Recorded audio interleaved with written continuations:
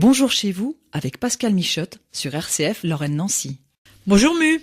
Bonjour Pascal et bonjour à tous. Alors comme promis, nous partons pour Bainville-sur-Madon. Voilà, près de Pont-Saint-Vincent. Alors le village de Bainville possède dans son patrimoine une des maisons qui fut la propriété de la famille du graveur Jacques Callot. Fils de Jean Callot, héros d'armes du duc Charles III de Lorraine. Aujourd'hui, elle est occupée par le centre Parisot. Elle est juste à l'entrée du village et il y a une belle grande grille avec une cour intérieure autour de laquelle s'articulent les corps de bâtiments. Alors la partie centrale a gardé sa porte cochère surmontée des armoiries des Callot. D'ailleurs, la commune de Bainville a repris ces armoiries pour en faire l'écusson du village. 5 étoiles d'or posées en sautoir. Et il y a une date, 1611, sur le fronton de la porte, date probable de la rénovation de la maison. Et à droite, en entrant dans la cour, subsiste un élégant porche à arcade avec sa tour d'escalier ronde. Le bâtiment à gauche a gardé une petite niche à entablement pyramidal. Oh, c'est technique ça. Oui, c'est technique, c'est comme ça que ça s'appelle. Alors c'est typique du XVIIe siècle et il y a une statuette de la Vierge moderne et on voit 2 coquillages Saint-Jacques sculptés juste en dessous. À droite du portail d'entrée, il y a un superbe puits contemporain qui a été préservé et juste à côté, le tilleul qui aurait été planté en 1789. Mais ça, c'est d'après de bouche à oreille.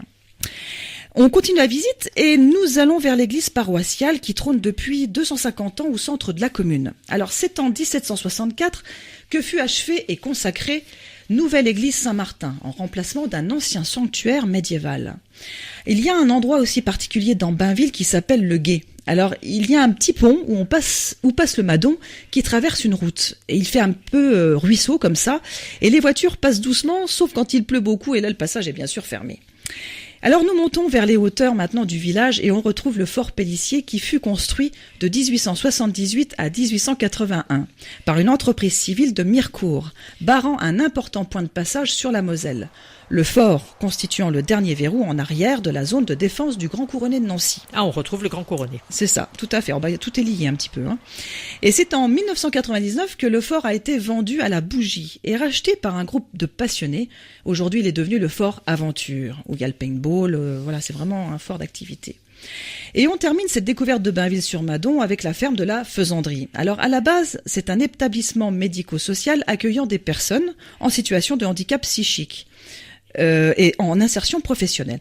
Depuis septembre 2016, l'auberge, la Faisanderie, est ouverte avec son restaurant, pouvant accueillir une 40aine de personnes et vous propose ses produits du terroir. Très intéressant. Retrouvez tout sur Bainville en allant sur Internet à Patrimoine de Lorraine ou bainvillesurmadon.fr, sans oublier le Fort Aventure et la ferme de la Faisanderie. Voilà, c'est fini pour aujourd'hui. Merci beaucoup Muriel et la prochaine fois, on restera à Nancy pour aller sur la Cure d'Air. À bientôt.